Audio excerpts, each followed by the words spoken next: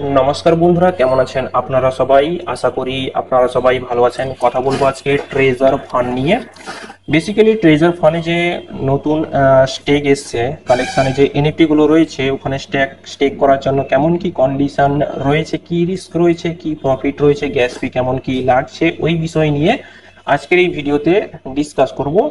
ভিডিওটা শুরু করার আগে ডিসক্লেমার দেবো, আমি কোনো ফাইন্যান্সিয়াল অ্যাডভাইজার নয়। এই ভিডিওগুলো শুধুমাত্র ইনফরমেশন পয়েন্ট ভিউ থেকে বানানো হচ্ছে।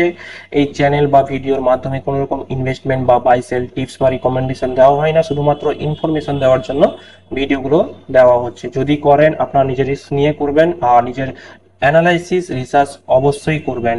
আরেকটা কথা বলে দিই, এই ট্রেজার ফান্ড এই মুহূর্তে এখন উইথড্র দিচ্ছে, কাল দিতেও পারে নাও দিতে পারে, এটা মাথায় রেখে কাজ করবেন। সো এখানে দেখুন, প্রথমে স্টেক অপশানে এলে এখানে কালেকশানে আসবেন। কালেকশানে এলে আপনারা দেখতে পাবেন অনেকগুলো এখানে এনএফটি দেখতে পেয়ে যাবেন। এই দেখুন, এখানে দেখতে পাচ্ছেন এই যে এনএফটি গুলো কোথা থেকে এলো এটা আপনাদের একটু বলে দিই। আপনার যে পুরনো ট্রেজার এনএফটি ছিল, ওই পুরনো ট্রেজার এনএফটি যে অ্যাসেট ছিল, যে ওয়ালেট ব্যালেন্স ছিল, ওগুলো এখানে এনএফটি রূপে দিয়ে দিয়েছে। নতুন প্ল্যাটফর্মে ট্রেজার ফান্ডে এনএফটি রূপে দিয়ে দিয়েছে। এই এনএফটি গুলো আপনারা সেল করে ইউএসডিটি তে কনভার্ট করে উইথড্র নিতে পারবেন না, এটা আগে ক্লিয়ার করে দিচ্ছি। কোম্পানি এখানে কি বলছে কখন উইথড্র নিতে পারবেন, এগুলো যখন স্প্যাগ লিস্টিং কমপ্লিট হবে তখন নিতে পারবেন। আদৌ স্প্যাগ লিস্টিং হচ্ছে কিনা সেটা কারোর জানা নেই। আর যদিও স্প্যাগ লিস্টিং হয়, স্প্যাগ লিস্টিং যদি সাকসেসও হয়, সাকসেস হওয়ার পরে কোনো গ্যারেন্টি নেই যে এগুলো উইথড্র দেবে কি দেবে না, সেটা আমি আগেই ক্লিয়ার করে দিচ্ছি।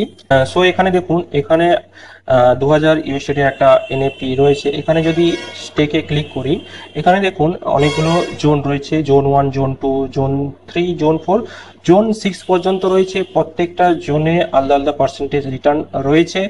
জোন 1-এ দেখুন 1% দিচ্ছে, জোন 2-তে 1.1%, জোন 3-তে 1.2, জোন 4-এ 1.3, জোন 5-এ 1.4, জোন 6-এ 1.5। আর এখানে স্টেকিং এ বসালে এখানে যে প্রফিট দিচ্ছে, রিটার্নটা দিচ্ছে, সেটা টিইউএফটি টোকেন রূপে এখানে রিটার্ন দিচ্ছে। আর এই প্ল্যাটফর্মে অপশন চলে এসে সোয়াইপ করার জন্য ওই টোকেনটা আপনারা ইউএসডিতেও কনভার্ট করে নিতে পারবেন। পরে ডিসকাস করব কিভাবে কনভার্ট করবেন। সো এখানে দেখুন, এখানে স্টেকে বসানোর জন্য এখানে গ্যাস ফিস কিন্তু লাগছে, আগেই বলে দিচ্ছি। এখানে গ্যাস ফিস কেমন কি লাগছে, আমি এই যে এনএফটি ধরে নিচ্ছি 10 দিনের জন্য স্টেকিং এ বসাবো। এখানে দেখুন গ্যাস ফিস কত লাগছে, 12,500।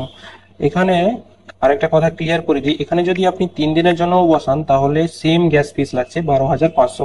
আপনি যদি 3 দিনও সিলেক্ট করেন সেম গ্যাস ফিস লাগবে, আর 20 দিনও যদি সিলেক্ট করেন তাহলে দেখুন এখানে সেম গ্যাস ফিস লাগছে, তাই না? আর এখানে আরেকটা কথা ক্লিয়ার করে দিই। এখানে দেখুন, যদি আপনি ফ্রি জোন 1-এ একবার স্টেকিং এ বসিয়ে দেন, ধরে নিচ্ছি আপনি 10 দিনের জন্য আপনি স্টেকিং এ বসিয়ে দিলেন, 10 দিনের ভিতরে আবার এই ফ্রি জোন 1-এ স্টেকিং এ বসাতে পারবেন না। এই ফ্রি জোন 1-এ কখন স্টেকিং এ বসাতে পারবেন, যখন এই 10 দিন, এই যে টাইম পিরিয়ডটা শেষ হবে তারপরে আপনি বসাতে পারবেন। আপনি যদি সেম টাইমে আরেকটা এনএফটি বসাতে চান তাহলে আপনাদের ফ্রি জোন 2 সিলেক্ট করতে হবে। ফ্রি জোন 2-তে দেখুন এখানে গ্যাস ফিস কত কত লাগছে দেখে নিন, 25,000 গ্যাস ফিস লাগছে, ঠিক আছে? এখানেও সেম, আপনি যদি 3 দিনও সিলেক্ট করেন তাহলে সেম গ্যাস ফিস 25,000 দিতে হবে টিউএফটি। আর যদি আপনি 10 দিনও সিলেক্ট করেন, 30 দিনও সিলেক্ট করেন, তাহলে সেম গ্যাস ফিস লাগছে। এখানে দেখুন 25,000 সেম গ্যাস ফিস লাগছে। সো একবার যখন আপনি ফ্রি জোন 2-তে স্টেকিং এ বসিয়ে দিলেন 10 দিনের জন্য, এই 10 দিনের ভিতরে ফ্রি জোন 2-তে আবার আপনি স্টেকিং এ বসাতে পারবেন না। 10 দিন কমপ্লিট হওয়ার পরে এই ফ্রি জোন 2-তে আবার স্টেকিং এ বসাতে পারবেন। অনেকের মনে ডাউট ছিল, ঠিক আছে, এটা আমি ক্লিয়ার করে দিলাম এক্ষুনি।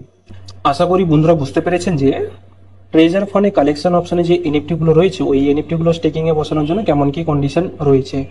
এরপর একটুখানি ডিসকাস করে নেবো, যারা এখানে নিজের ইচ্ছায় কাজ করতে চায়, স্টেক করতে চায়, তাহলে কেমন কি রিটার্ন দিচ্ছে সেটা একটুখানি ডিসকাস করে নেব। এখানে দেখুন, চয়েস আপনার, ডিসিশন আপনার, 100% রিস্ক রয়েছে। আজ উইথড্র দিচ্ছে, কাল উইথড্র নাও দিতে পারে, এটা মাথায় রেখে আপনারা ডিসিশন নেবেন। সো এখানে দেখুন এই যে ডাটাগুলো দেওয়া রয়েছে, এই ডাটাগুলো বেসিক্যালি কেউ যদি 2000 ইউএসডিটি এনএফটি স্টেকিংয়ে বসায় 30 দিনের জন্য, তাহলে কেমন কি প্রফিট হচ্ছে, ইউএসডিটিতে কত প্রফিট হচ্ছে, কত গ্যাস ফিস দিতে হচ্ছে প্রত্যেকটা জোনে, সেই ডাটাগুলো এখানে দেওয়া রয়েছে।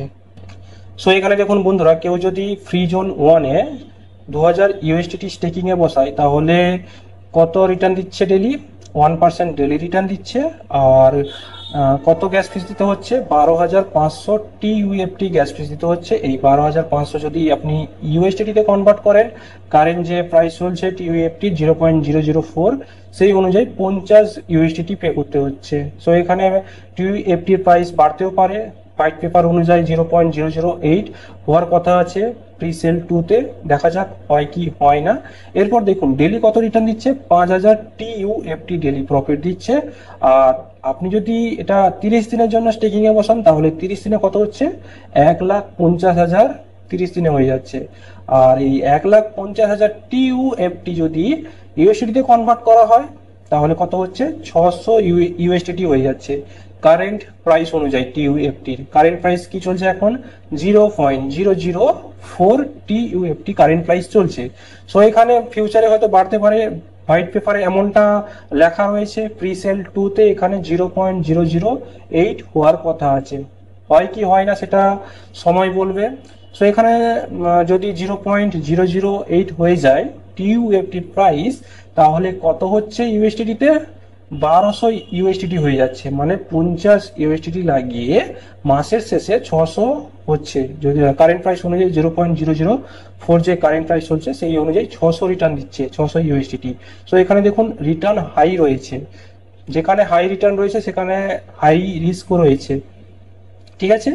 এরপর দেখুন ফ্রি জোন 2-তে কেউ যদি 2000 ইউএসডিটি এনএফটি স্টেকিং এ বসায় তাহলে ডেলি কত রিটার্ন দিচ্ছে, 1.1% ডেলি রিটার্ন দিচ্ছে।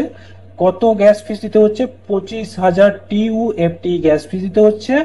আর এই 25,000 টিইউএফটি যদি ইউএসডিটিতে কনভার্ট করা হয় তাহলে 100 ইউএসডিটি এখানে পে করতে হচ্ছে। ডেলি কত রিটার্ন দিচ্ছে, 5,500 টিইউএফটি ডেলি প্রফিট হচ্ছে। আর মান্থলি এখানে হিসাব করা হয় যদি 30 দিনের জন্য আপনি যদি স্টেকিং করেন তাহলে 1,65,000 টিইউএফটি মাসে হয়ে যাচ্ছে। এটাকে যদি আপনি ইউএসডিটিতে কনভার্ট করেন তাহলে 660 ইউএসডিটি হয়ে যাচ্ছে কারেন্ট টিইউএফটির প্রাইস অনুযায়ী 0.004। আর যদি এই টিইউএফটির প্রাইসটা 0.008 হয়ে যায় তাহলে কত হবে ইউএসডিটিতে, 1,320 ইউএসডিটি। সো এবার দেখুন ফ্রি জোন 2-তে দেখুন কেউ যদি 2000 ইউএসডিটি এনএফটি স্টেকিং এ বসায় তাহলে কত রিটার্ন দিচ্ছে পার ডে, 1.2% রিটার্ন দিচ্ছে। আর কত গ্যাস ফিস পে করতে হচ্ছে, 50,000 টিইউএফটি গ্যাস ফিস পে করতে হচ্ছে। আর ইউএসডিটিতে কত হচ্ছে, 50,000 টিইউএফটি যদি ইউএসডিটিতে কনভার্ট করেন তাহলে 200 ইউএসডিটি এখানে পে করতে হচ্ছে। ডেলি কত টিইউএফটি রিটার্ন দিচ্ছে, 6,000 টিইউএফটি ডেলি রিটার্ন দিচ্ছে। আর যদি 30 দিনের জন্য স্টেকিং এ বসান তাহলে 1,80,000 টিইউএফটি 30 দিনে হয়ে যাচ্ছে। আর যদি ইউএসডিতে কনভার্ট করেন 0.004 প্রাইস অনুযায়ী তাহলে 720 হয়ে যাচ্ছে। আর প্রাইস যদি বেড়ে যায় 0.008 হয়ে যায় তাহলে কত হবে ইউএসডিতে, 1,440 ইউএসডিটি। সো এবার দেখুন জোন 4-এ দেখুন, জোন 4-এ 2000 ইউএসডিটি স্টেকিং এ বসালে গ্যাস ফিস কত পে করতে হচ্ছে, 80,000 গ্যাস ফিস দিতে হচ্ছে টিইউএফটিতে। আর 80,000 টিইউএফটি যদি ইউএসডিটিতে কনভার্ট করেন তাহলে 320 ইউএসডি পে করতে হচ্ছে। ডেলি কত রিটার্ন দিচ্ছে, 6,500 টিইউএফটি ডেলি রিটার্ন দিচ্ছে। আর মান্থলি কত দিচ্ছে, 1,95,000 টিইউএফটি মান্থলি দিচ্ছে যদি 30 দিনের জন্য আপনি স্টেকিং এ বসান। তাহলে এই 1,95,000 যদি ইউএসডিতে কনভার্ট করা হয় 0.004 প্রাইস অনুযায়ী তাহলে কত হচ্ছে, 780 ইউএসডি হয়ে যাচ্ছে। আর যদি প্রাইস বেড়ে যায় 0.008 তাহলে কত হচ্ছে, 1,560 ইউএসডি হয়ে যাচ্ছে।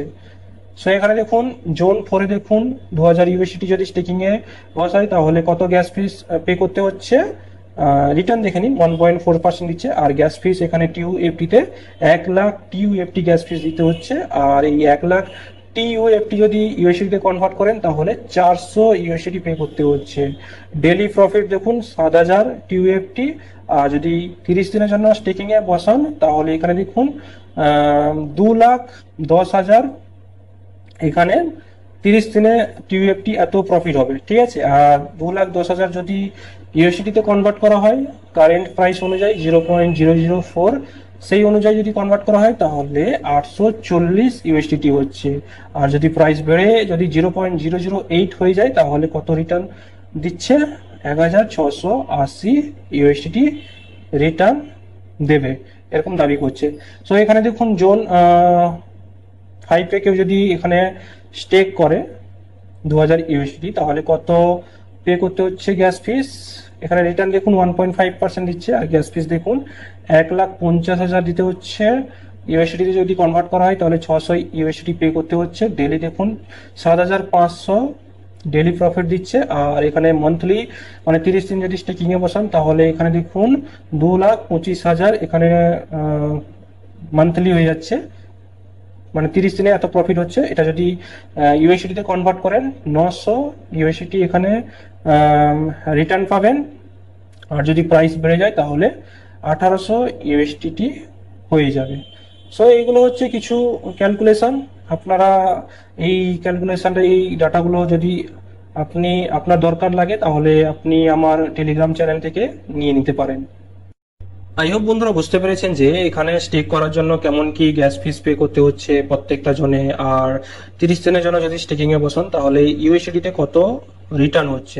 ভিডিও শেষ করার আগে একটাই কথা বলবো, এখানে দেখুন রিটার্ন হাই রয়েছে 50 ইউএসডিটি লাগিয়ে মাসের শেষে কত দিচ্ছে? 600 ইউএসডিটি রিটার্ন দিচ্ছে। যেখানে হাই রিটার্ন রয়েছে সেখানে হাই রিস্কও রয়েছে, যে কোনো মুহূর্তে উইথড্র বন্ধ করতে পারে।